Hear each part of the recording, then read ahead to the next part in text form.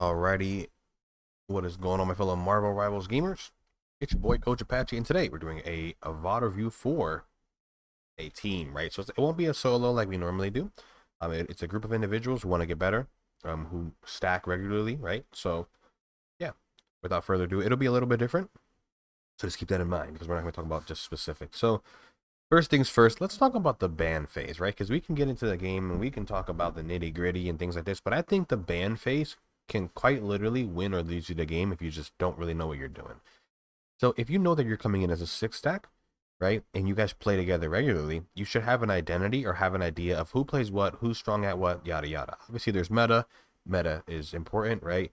But if people can't play certain characters, you got to have that in mind, right? So we're playing Holodajalia Convergence. We're on defense first, right? And that's all we're going to be reviewing today, the defense. So we're on defense, right? So we need to think about like how the enemies can attack, what we play that plays well into that. So let's just get into the draft, right? So my biggest issue right now is nobody's hovering anything, so I can't really comment on that. But that's the thing. So we have a Groot hover, right? So thinking about how we want to play this, right? So me, obviously, I think Strange is really good for teleports, things like that. But when it comes to bans, it really is going to come down to what my DPS picks are. I absolutely think this character is an abomination and needs to be deleted from every rank game. So for me personally, I always go with a Sue ban. Sue ban is always my first ban. Why? Sue's a strong support and she enables freaking. She makes Sting really good. She makes Torch really good, and she makes Mr. Fantastic, right? Like really good. Like she not only is she good, but she makes these things extremely good. So by getting rid of her, you just kind of nerf these things for the rest of the game. So which kind of like take them out. Yes, they can still be ran, but they're not as oppressive as they usually are. So for me, my default ban is a Sue, especially since if I want to play group. So Sue's gone. Other than that, right, my next band is probably gonna look something like Wolverine, just so I can make sure Groot can just like dominate the game, right? Because usually, like when I play with my duo, right, or my team, my Groot on my team is typically better than other Groots. So why would I not want to put him on Groot and hyper enable him?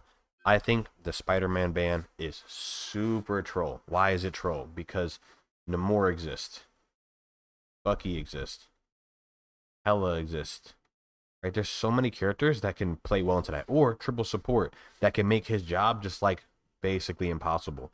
Now, what makes him insane is the Venom, right? Because obviously, Spider-Man is a character where if you're insane, you can make him work regardless.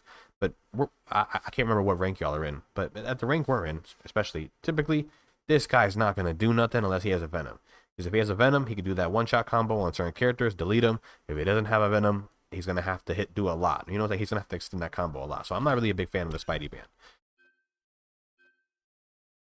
So they banned Namor, we banned Spidey. Now they banned Namor. What does that tell you? They could be running like a divey comp, right, or things like that. So you need to think about that. What's the next thing you want to ban? I'd still think it's like Venom. I think Venom is insane. Why would we let Venom through? Right? Obviously they're not going to play it. But that's my mentality. We're banning Namor. I'm thinking about the Venoms, the Caps, right? And if you need to decide as a team what's more important for you to be able to defend against, is it Venom or Cap? Most people can deal with the Venom at low elos better than they can a Cap, because Cap is kind of unkillable for people who don't know how to deal with him. So it's like a Cap ban could have been cool too. So I would say just be a little bit more take a little bit more consideration in your bans, because these bans here, like some people will say this ban is good. I don't really agree. He's like really survivable, kind of gives me like Cap vibes, but like in the DPS role. So I can see people banning him just for the sole reason of like, okay, he's good right now, but I think this is a troll ban, you know. Compared to like look at the other team, like they have a Cap, they don't really have anything to dive with a Cap, but they got rid of things that like are strong, like that kind of like stop dive. And then when we build our comp, right? Like look at this, like I'm at, like with what you have, like would Spider-Man have done anything to this? Maybe to this. But like other things, like like you don't even have to worry about that guy with the things you were gonna pick anyways.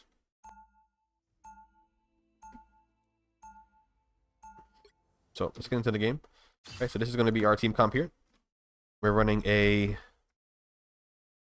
we're running Thing, Hulk, Star Lord, Scarlet Witch, and yeah. So we only have one team up, which I mean is not really a problem. But if we were gonna run like, if we're running these like a comp like this, like we gotta like, I would say kind of keep it like consistent, right? I think this character, not that she's horrible, she's just not as strong without a strange, as well as like what does she do, right? Like if you look at your comp is very like brawly, like you got to play close up here. So to go off of that as well, we need to be playing probably up here. I'd say probably up here.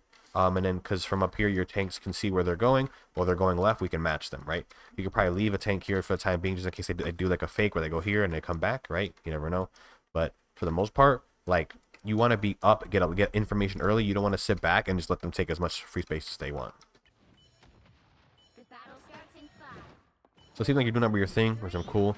In all reality, Hulk can kind of be doing it from up here as well, getting early information on what they're on, which will kind of give you an idea what they're going to do. If Strange goes for a portal, Hulk can look for an exile. You have to stop them from securing the mission area.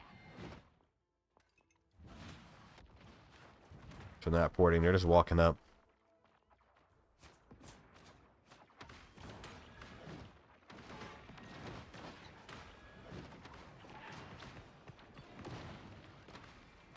So another thing we need to think about is not only about whose comp beats whose, but it's about what does our comp do versus what do their comp do.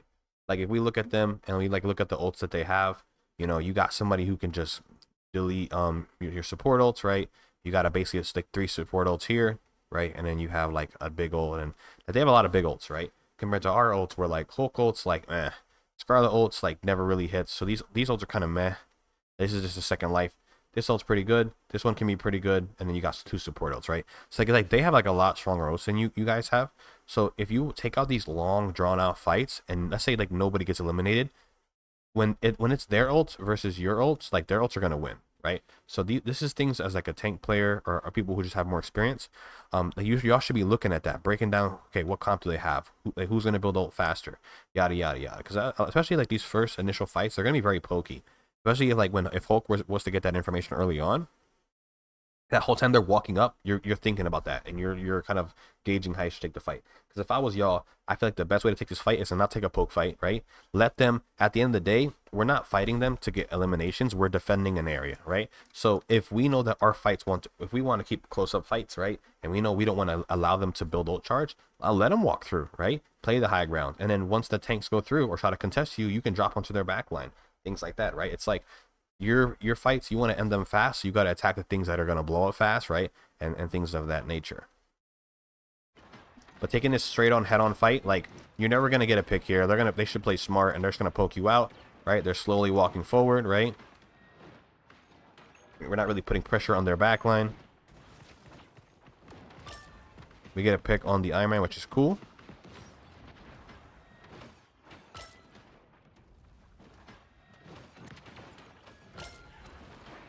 There we go. So that's the first good fight.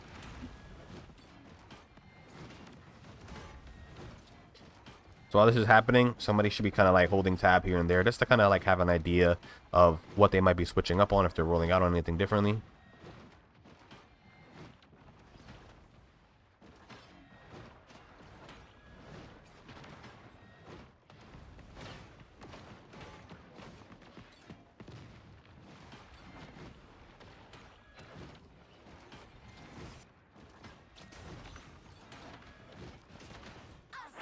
Oh, they get their cloak ult. They're gonna pop it to engage.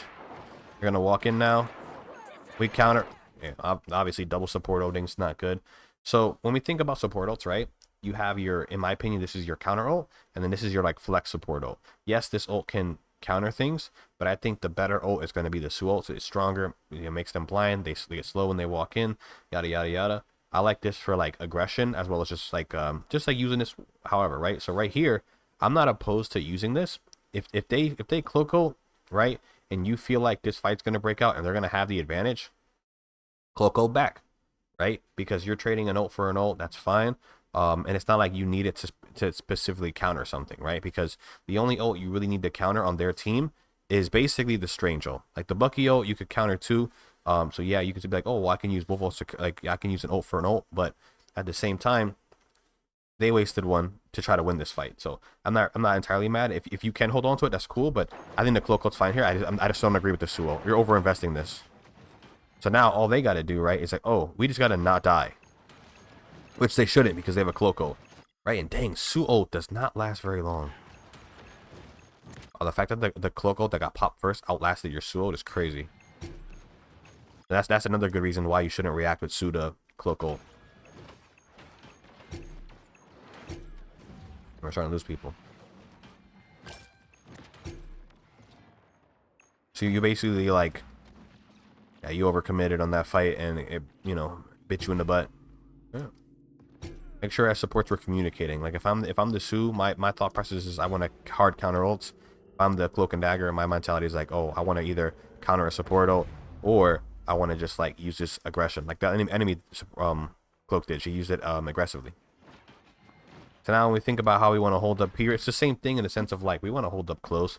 We want to be in like higher positions. So you have two supports that can get up here, I'm pretty sure. As well as the thing can get up there if he jumps to somebody.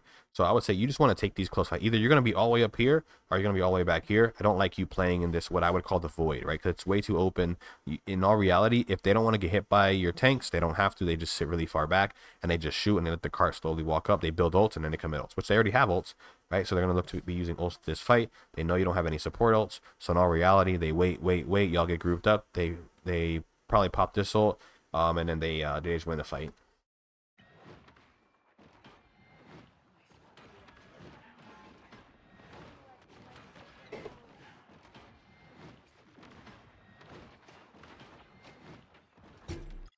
And you got a guy in the back fighting without y'all, which is a no-no. Like, if he's fighting, y'all need to be, like, hard going in.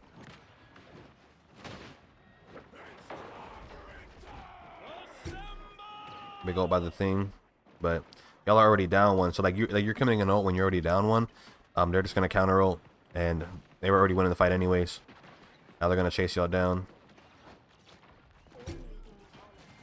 Yeah. That was just bad timing. Like, your DPS shouldn't have been fighting there by themselves unless they was 100% confident they could have won. And maybe they were, and they just had, you know, ill confidence. But, yeah. So now they wasted a support ult, which is good for y'all. So now y'all know when y'all come out, you can Starlord ult.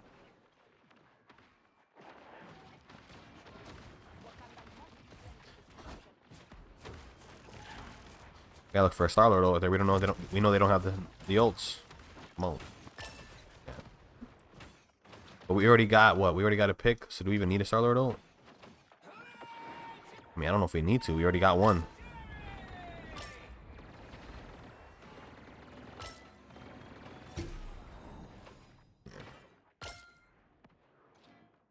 So my thought process there is like, did you have to ult? Not really. You could have saved it for the next fight, and it's like, oh, well, she would have had ult. It's like, cool, but you could have forced them. You could have basically forced out that ult like early on. So instead of having like that ult get like them walk up here and then you pop it or you don't pop it and they fight it. They use ult to fight for this, right? You can force them to like pop it outside of their spawn, and now they're using their ult to fight. Instead of using their ult to fight for this space, they're using their ult to fight for this space, right? So like you want to catch them like in the open, basically. And if they do pop ults, like your team needs to have the awareness. They're gonna ult to react to this. So we just need to play far enough back to where that ult isn't like if they want to fight us. So okay, let me give a better example. Let's say your team's here. Let's say the enemy team is here. Let's say you Starlord ult here, right? And they start popping cloak ult to take space. We want to take the fight about like here, right? So that if they want to fight for the cart moving forward, they're not going to get that the benefits of the ult, right? So the idea would be to try to force them to pop it as far as possible, so that they end it like here, and now this area where they really want to fight for, they can't because they don't have it, right? Sometimes people think that, oh, like they just counter my ult with their ult, but at the same time too, it's about forcing them to take fights that are disadvantageous, even if they use an ult.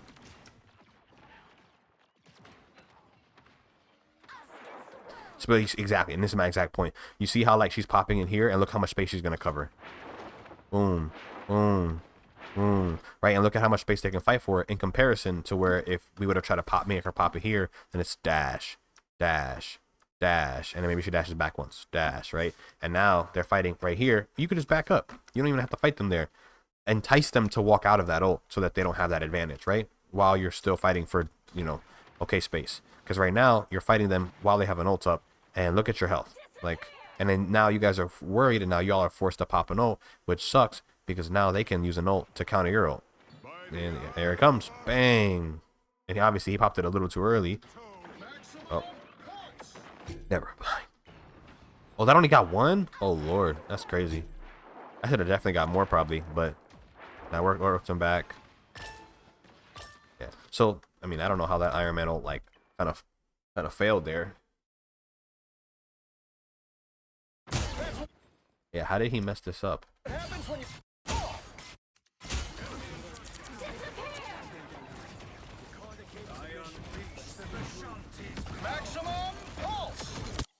Oh, that's just a huge wall by Groot. Wow. I would have, I mean, the Iron Man should have probably assumed you were going to wall and threw it at the wall behind you, right? So that it just hits this and it gets everybody. So this is just, I mean, or he would have got two and not the one. That's a great play by Groot. You only lose one, but lose two. But Groot sees a huge ult in the back line. Bang, bang, bang, bang. Nice. Honestly, Groot saved that fight so hard. But yeah, it's funny how I said that, and it's just the perfect example. Like, you want to force them to use ults in a bad spot.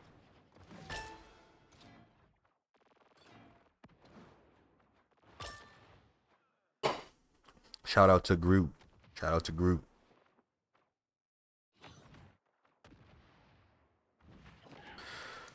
Alright, so this next fight's happening. We know we have our Hulk ult, and we have our, what's it called? This ult, right? So this is kind of like, in my opinion, like a counter ult. If they want to use an aggressive ult, we can pop it so that they can't do anything with that. The Hulk ult, I like to use it as like a second life. Knowing the supports don't have ults, you can look for like an aggressive play into the supports, or you could just look for aggressive plays in general, trying to like force people to look at you just so you can pop your ult and kind of give your teammates opportunity to follow up on your pressure, right? So if you want to use it that way as a Hulk, I'm cool with that. It's kind of how I like to use it. I like to kind of just go in, pull attention. But yeah.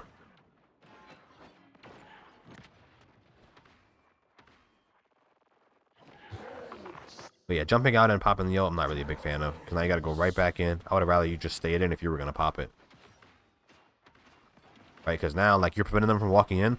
But it's cool. You're kind of just also just an ult battery for them now. It's a giant ult battery.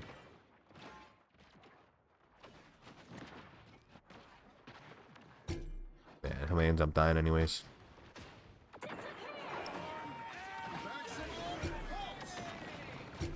Yeah, unfortunate. This is really going to come down to experience and just, like, lack of knowledge of how you even want to use the ult, right? It's like, obviously, using the ult in general, but, like, using it in a correct way. You should be in Hawk form right now. There's no reason why we're in banner form. Why are we in banner form? You died, right? There's no way you got out. Oh my gosh, you did survive. That's so crazy. Also, that grenade gives you a decent amount of charge. So instead of throwing it at yourself, just throw it at the enemy. Yeah, it's unfortunate. I thought you died when the ults came out. They let you live, though, so you couldn't recontest.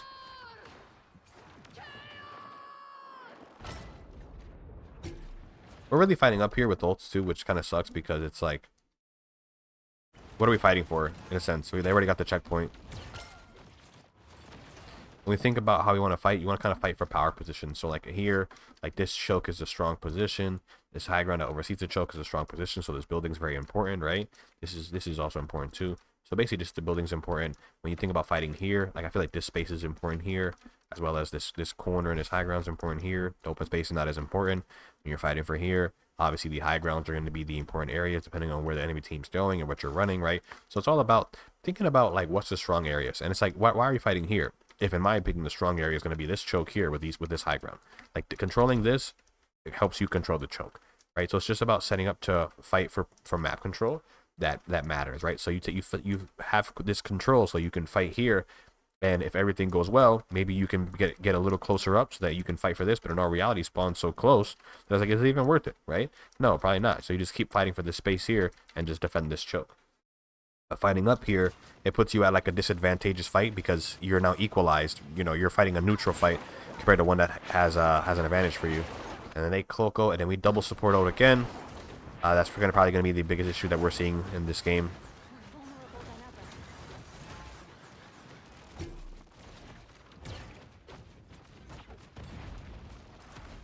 Yeah.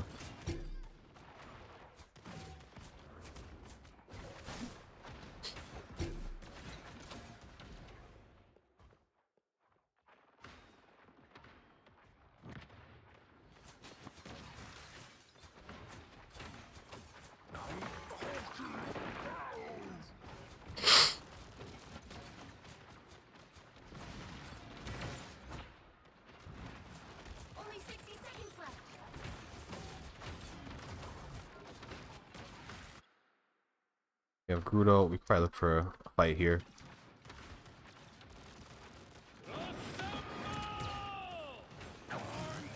I know the Groot wants to ult here, but he's getting just so much damage dumped into him. But in our reality, where's our supports at? I mean, should be fine. Or something should be happening in a sense. Like, Hulk almost has ult. Like, there's no way you should be half. Support's getting dove. We don't have ults. Groot dies. Groot dies with ult.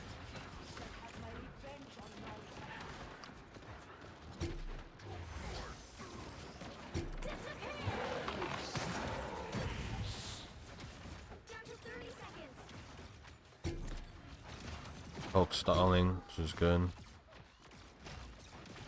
Groot's back. Honestly,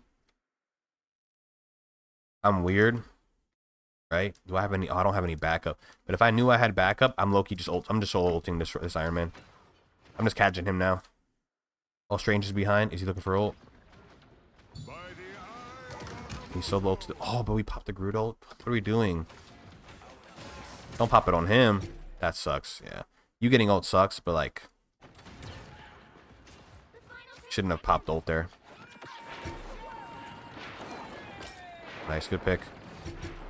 We lost both our supports still. Damn, that bounce is crazy. And that's going to be it. That's going to be a wrap for that defensive talk. So we're going to go into notes so we can kind of break some things down.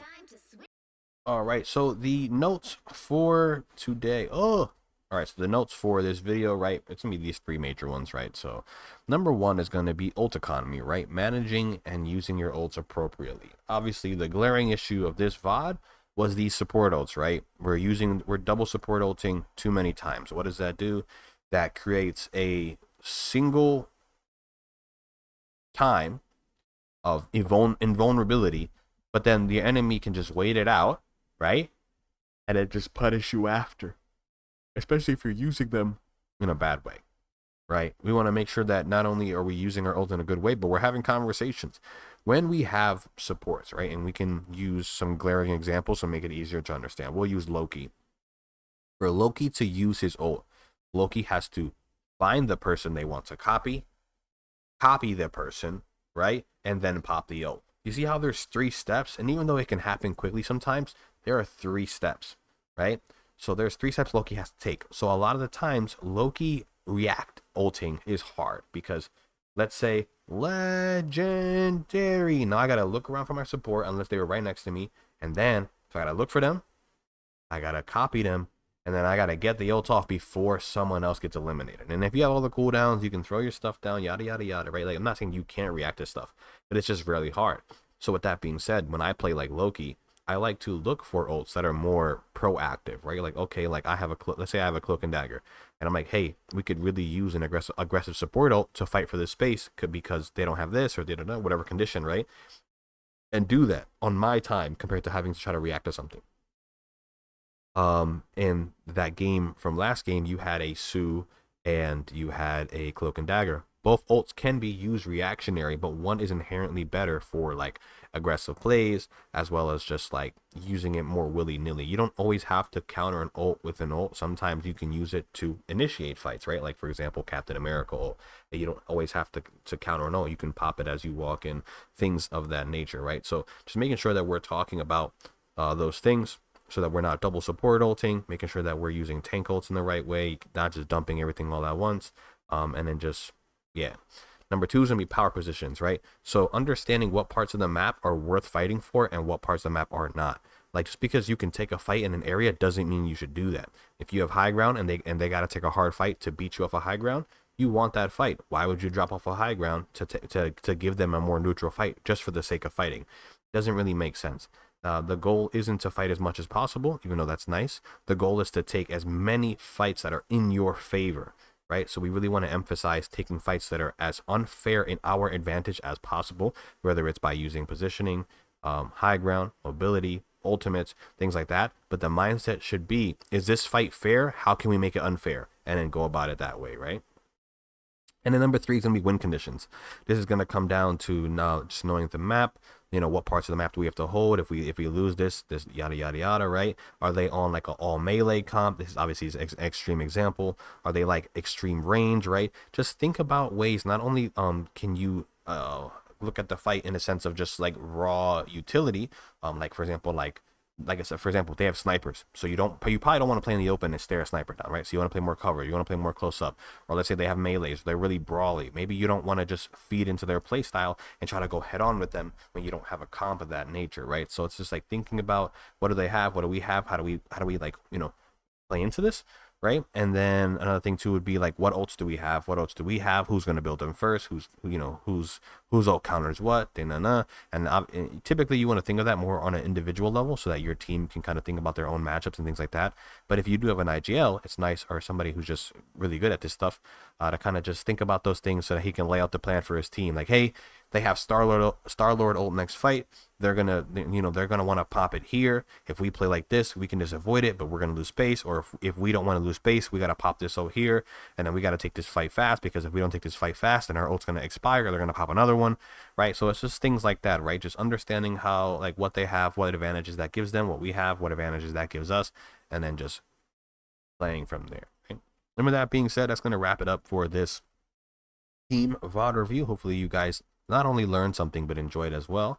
If anybody else is interested in coaching, you know where to find me, man. I got a link down below in my description that will lead you to my Discord, where you can submit a VOD review request for free, right? It's pretty cool.